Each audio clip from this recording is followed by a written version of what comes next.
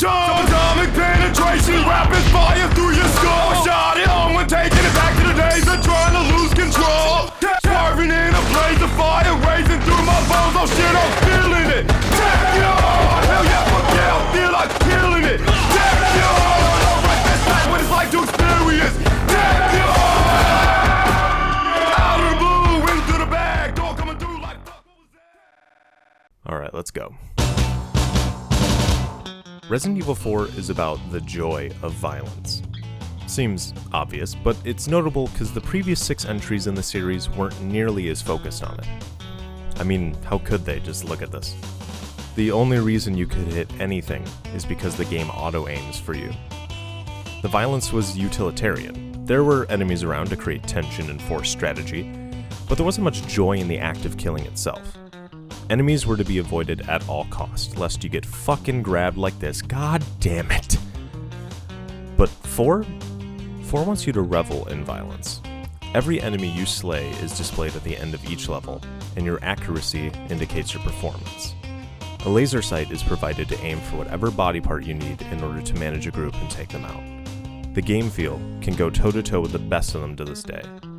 But Resi 4's departure from the series' established conventions, going from this to this, creates a unique reading of the game when placed in context with the explicit narrative. What's so funny? Oh, I think you know. The American prevailing is a cliché that only happens in your Hollywood movies.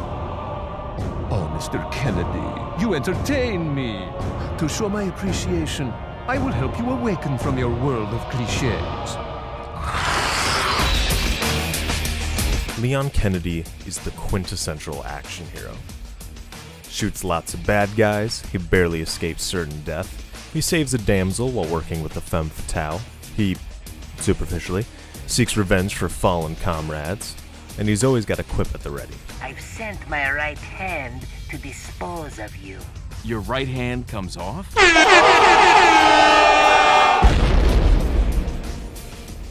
He is a lone wolf, a cowboy, and he goes from one set piece to another, killing the heads of the cult and the monsters they throw his way.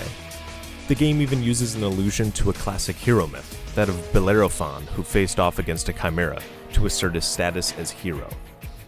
But what Sadler said was important. Leon is not just an action hero, he's USA flavored. Like the officer said, he's a cowboy.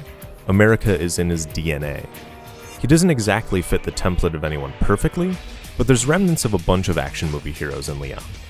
The American hero is a resilient force for good, though usually they have shades of gray to them and their loneliness might be the result of a rough demeanor. Leon, in contrast, is a Boy Scout here, without any mistakes from his past weighing him down, and a relatively light disposition given the circumstances. Where's everyone going? Bingo? He is a capital GG not Gamergate good guy. He is the exceptional American, and he can do no wrong. What do you want?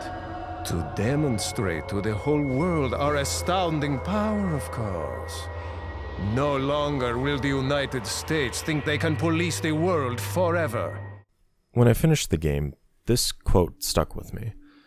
After getting to play as this bad boy and reveling in this tense, exhilarating adventure, that line left this lingering aftertaste. Eventually, it clicked. This is a post-9/11 game. Let me just explain Resi 4 for a second.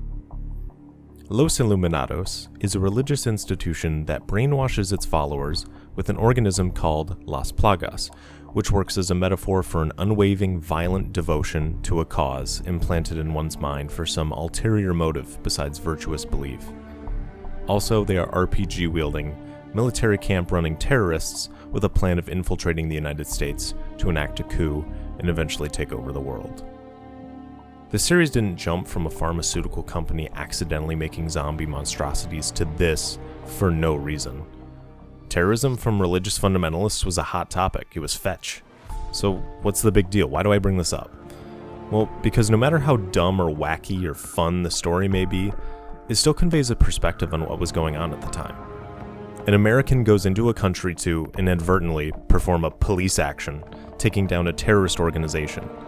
It's not a perfect analog for something like the war in Iraq, but the similarities make it clear that the game is pulling from current events. And that's a little troubling. Let's make one thing clear. Terrorism is bad and should be fought. The way Resident Evil 4 frames these terrorists, however, works as fear-mongering for all those we consider others and blindly connect to people actually doing the terrorism. How the game does this is by creating a dichotomy of good and bad between Leon and literally every local you brutalize. From your first encounter with them, these people who live in a developing country meant to instill fear in the player are hyper-violent and all uniformly converted to this evil cause, meaning you are justified in killing all of them. In fact, the game incentivizes killing by having enemies be a main source of money and ammunition. This demonization and commodification isn't properly offset with the game sympathizing with the tragically brainwashed Ganados. Only in the final credits are they shown as having ever been good, and the only way to take care of them is to put them down. This stands in contrast with previous entries where the context for how people became zombies created a hint of tragic sympathy for the mobs of the undead. Notes written by humans who turned were left for the player to find in the game world, and as Charlie Reed wrote in their article, Resident Evil's Rhetoric, therefore, the player's previous framework of understanding the zombies as enemies has been violated by providing narrative backstory and emotional connections to the monsters. Resident Evil 4 only violates that sense of enemy when it doesn't hamper the violence, after you've killed them all. This is a problem because it paints places the United States does police as infested with fallen savages that must be put down, and our American heroes are the ones to dispose of them. They can't take care of themselves, and cannot be reasoned with.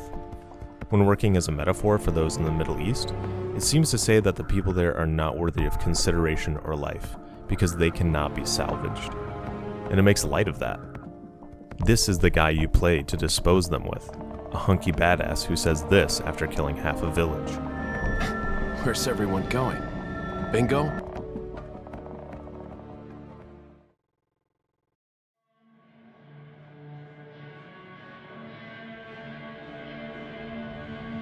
Though Resident Evil 4 is tense and horrifying, especially on the first playthrough, it's also a power fantasy, and the player inhabits the perspective of the American badass. This puts Resident Evil 4 in lineage with the late 2000s boom of modern warfare games, where the only perspectives that got shared were the Americans. Even Spec Ops: The Line only used the civilians in its story as a means of affecting Walker and by extension the player, rather than making them into characters themselves. Of course, first-person shooters with heavy action are at a disadvantage here, and most designers just want the player to have fun aiming at targets and moving through outer space. But when most representation of enemy combatants is super narrow and doesn't consider nuanced historical and sociological precedents that led them to even being enemy combatants in the first place, it adds up to a bigger problem. Referencing conflicts of the here and now takes tact to not just vilify an entire people. I love Resident Evil 4, but it does just that, and it becomes one part of a large, insidious collage of dehumanization in the name of patriotism.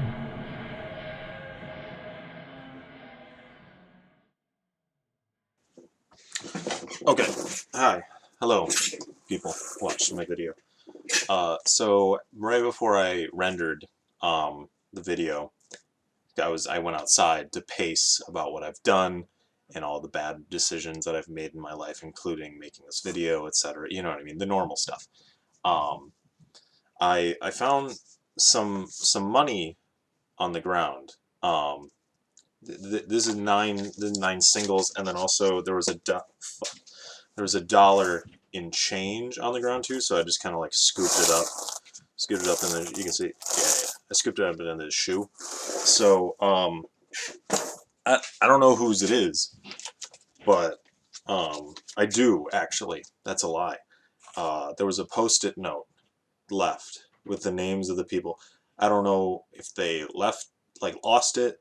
I don't know why they all conglomerated their money into a pile. But anyway, so if you're looking for your, I don't know, $9, there's $9 here, plus some change. The names on this list are Critters My, GeoCities Online, and Lambhoot. I wonder how that money came all the way from Canada. Anyway, so yeah, if you just want to come get that at any point, definitely feel free. And yeah, thanks for watching my video, I guess. I'm sorry it was so bad. We're gonna make their blood fill the streets. We're gonna paint the houses crimson and watch it turn brown.